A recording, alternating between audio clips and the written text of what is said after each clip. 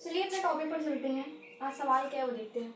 आज hello friends, देखिए आपका ये जो सवाल है ना, ये ऑप्शनल का है और प्रीलिम्स, ठीक है, जो कि पूछता है। यहाँ पे देखिए लिखा क्या है, देखते हैं कि संसदीय व्यवस्था। देखो, जो लोग पढ़े हैं वो तो कर सकते हैं, बट जो स्टूडेंट्स, जो एस्पिरेंट्स नहीं पढ़े हैं उनके लिए तो थोड़ा हार्ड ही लगेगा। बट जो पढ़ चुके हैं, जिनको समझ में नहीं आया है, वो भी शायद नहीं सॉल्व कर सकते। ठीक है, तो यहाँ बात करते हैं, कुछ बहुत ही सिंपल सवाल है और ये राजनीति का, आपकी उसका है, राज्य व्यवस्था का। संसदीय व्यवस्था में किसके पास कार्यकारी प्रमुख अथवा वास्तविक कार्यकारी शक्तियां किसके अंतर्गत निहित होती है। ठीक है, एक बात समझ लेते हैं, इसमें थोड़ा सा सवाल है, समझने वाली बात। यहाँ दो वही वर्ड यूज हुआ है, कार्यकारी कार्यकारी, तो समझ में नहीं आ रहा है। देखिए, संसदीय व्यवस्था में किसके पास, ये पूछ रहा है कि संसदीय व्यवस्था में जो आपकी पार्लियामेंट जो सिस्टम है, पार्लियामेंट जो सिस्टम है उसकी बात कर रहा है। दिमाग कर तो चल ही नहीं रहा है।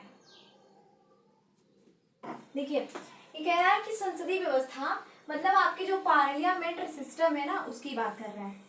पार्लियामेंट सिस्टम मतलब संसदीय व्यवस्था, उसमें किसके अंतर्गत, ये कह रहा है कि जो आपकी संसदीय व्यवस्था है उसके अंतर्गत दो लोग। देखो, बात सीधा आपको ये समझना है कि संसदीय व्यवस्था में दो लोग की भूमिका ज्यादा होती है, पहला प्रेसिडेंट, दूसरा प्राइम मिनिस्टर। ठीक है, नहीं, आप कह सकते हो कि पहला prime minister and second president. ठीक है, तो यहाँ पे क्या है, उन्हीं दोनों की बात, उन्हीं दो लोग की जिक्र यहाँ पे हो रही है, बस आपको समझना है कॉन्सेप्ट को। संसदीय व्यवस्था में किसके पास कार्यकारी प्रमुख, ठीक है, कार्यकारी प्रमुख और अथवा वास्तविक कार्यकारी शक्तियां किसके अंतर्गत निहित होती है। मैंने आपको ये एक बार नहीं 1000 बार बताया है। ठीक है, तो आप लोग को अगर पता होगा तो आप लोग यहाँ ऑप्शन में जरूर बताएंगे। तो बात समझ में आई, सवाल क्या है। सवाल बस यही है कि जो आपकी संसदीय व्यवस्था है, यानी कि पार्लियामेंट सिस्टम, उसके अंतर्गत कह रहा है कि किसके पास कार्यकारी प्रमुख मतलब कार्य करने की मेन शक्तियां और अथवा वास्तविक कार्यकारी की मतलब मेन शक्तियां मतलब रियल में। ठीक है, वास्तविक कार्यकारी शक्तियां किसके अंतर्गत मतलब किसके अंतर्गत निहित होती है। उसमें दो व्यक्ति की जिक्र हो रही है। अब वो आपको पकड़ना है कि वो दो व्यक्ति है कौन, दोनों में से एक है कौन जिसके पास वास्तविक कार्यकारी शक्तियां निहित होती हैं। यहाँ सिर्फ एक ही बात नहीं है, यहाँ पे आपको दोनों को पकड़ना है कि किसमें किसमें कार्यकारी प्रमुख होती है और किसमें वास्तविक कार्यकारी प्रमुख होती है। ठीक है, तो देखिए यहाँ पे ऑप्शन में दिया है ए, ऑप्शन में बी सी डी। अब यहाँ पे option A B C D में क्या लिखा है, ऑप्शन ए में लिखा है कि आपके जो प्रेसिडेंट होते हैं, राष्ट्रपति महोदय जी। ठीक है, तो यहाँ पे ऑप्शन में ए आ जाते हैं आपके प्रेसिडेंट एंड ऑप्शन बी में आपके आ जाते हैं चीफ मिनिस्टर यानी कि मुख्यमंत्री। ऑप्शन सी में आ जाते हैं प्राइम मिनिस्टर यानी कि प्रधानमंत्री। ऑप्शन सी के अंतर्गत आते हैं प्रेसिडेंट और प्राइम मिनिस्टर यानी कि प्रधानमंत्री। तो आप बताइए किसमें से ऑप्शन में ए बी सी डी में से कौन सा राइट है। ठीक है, ये आपको बताना है। तो यहाँ पे भाई मुझे तो इसमें कुछ समझ में नहीं आ रहा है कि मैं किसको लगाऊं। वैसे मेरे ख्याल से तो सभी प्रशासन में भूमिका निभाते हैं, चाहे वो पीएम हो या प्रेसिडेंट हो या फिर चीफ मिनिस्टर हो। तो आप किसको सिलेक्ट करें, जल्दी बताइए आप। ठीक है, आप मैं छोड़ दूँ, आप कमेंट में बताओगे या मैं इसका राइट आंसर बता के जाऊँ।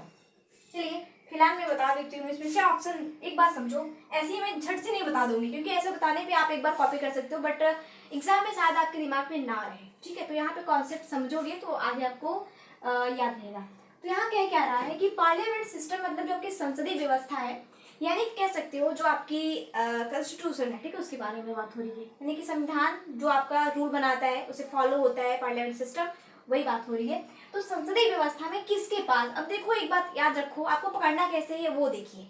संसदीय व्यवस्था हो गई, अब संसदीय व्यवस्था में वहां पे जो भी कानून वगैरह बनता है उसको बनाने में वहां रूल किसका होता है, दो व्यक्ति। आपको इतना ध्यान रखना है कॉन्सेप्ट में कि जो आपकी जो संसदीय व्यवस्था होती है पार्लियामेंट सिस्टम, उसमें मुख्य रूप से तीन चीजें तो होती हैं। एक आपका हाउस ऑफ द पीपुल होता है, लोकसभा, काउंसिल ऑफ स्टेट यानी कि राज्यसभा एंड थर्ड आपके प्रेसिडेंट यानी कि राष्ट्रपति महोदय जी मौजूद होते हैं। ये तीन से मिलता है ना, संसद के तीन अंग होते हैं, लोकसभा, राज्यसभा और राष्ट्रपति। इसके अलावा चौथा व्यक्ति भी वहां पे मौजूद होता है जिसे बोलते हैं प्राइम मिनिस्टर, बट वो पहले नहीं होता, वो तो बाद में उसका अंग बनता है जब 5 साल के बाद लोकसभा का चुनाव होता है तब। ठीक है, तो आप कह सकते हो तीन जो है आपकी लोकसभा, राज्यसभा और राष्ट्रपति, ये तो उसके अंग होते हैं पार्लियामेंट सिस्टम यानी कि संसदीय व्यवस्था के। तो आपको इतना ध्यान में रखना है ना कि वहां पे रोल किसका होता है, और जब आपकी सरकार बन जाती है तो वहां पे चौथा व्यक्ति मौजूद होता है प्राइम मिनिस्टर, यानी कि आपके जो होते हैं प्रधानमंत्री, वो आ जाते हैं। अब देखो, अब कार्य करने की जो शक्तियां लागू होती हैं या तो प्रेसिडेंट करेंगे या तो प्राइम मिनिस्टर करेंगे, दो ही लोग करते हैं ना। तो यही दोनों में आपको क्लियर करना है कि किसके पास वास्तविक कार्यकारी शक्तियां होती हैं और किसके पास कार्यकारी प्रमुख शक्तियां होती हैं, बस। तो यहाँ पे ध्यान रखना है, यहाँ पे सिर्फ यही फोकस कीजिए कि यहाँ पे जो कह रहा है ये कि कार्यकारी प्रमुख शक्तियां, ठीक है। यहाँ पे देखिए, ये कह रहा है कि कार्यकारी प्रमुख शक्तियां, ठीक है, मतलब कार्यकारी प्रमुख, इसकी बात हो रहा है। और दूसरा क्या बोला कि वास्तविक कार्यकारी शक्तियां की बात कर रहे हैं, ठीक है। यही दोनों का खेला है ना इसमें। तो एक बात ध्यान रखना, जो कार्यकारी प्रमुख की बात हो रही है ये होते हैं राष्ट्रपति, ठीक है, कार्यकारी प्रमुख। वही अगर हम बात करें कि वास्तविक कार्यकारी शक्तियां, मतलब रियल में जो रोल होता है वो होता है प्राइम मिनिस्टर का, ठीक है। आई मीन सॉरी, मैं चीफ मिनिस्टर पे लगा रही हूँ। यहाँ पे देखिए प्राइम यानी कि प्रधानमंत्री का, ठीक है। तो यहाँ पे दो बात क्लियर हुई, तो यहाँ पे दोनों का जिक्र कर रहा है, तो यहाँ पे आपको राइट आंसर होगा डी वाला, यानी कि राष्ट्रपति अथवा प्रधानमंत्री, इन दोनों के पास में ये होती है। तो पहला जो कार्यकारी प्रमुख, देखो कार्यकारी, एक बात समझो, आपके जो राष्ट्रपति होते हैं ना वो सारा काम नहीं करते हैं, ठीक है। आपका एक उसमें होता है मंत्रिमंडल, ठीक है, यानी कि जिसे आप बोलते हो मंत्रिपरिषद, जिसका सीनियर होता है प्रधानमंत्री यानी कि प्राइम मिनिस्टर। तो जो भी जो भी काम रियल में होता है ना, उसे करने का जो भी योजना लागू होता है, जो भी चीजें करना होता है, वो आपके प्राइम मिनिस्टर ही करते हैं। बस स्वीकृति देने का काम करते हैं आपके प्रेसिडेंट, ठीक है। तो ऐसे समझो कि राष्ट्रपति जो होते हैं वो सिर्फ नाम मात्र के हैं, उनके नाम पे काम होता है।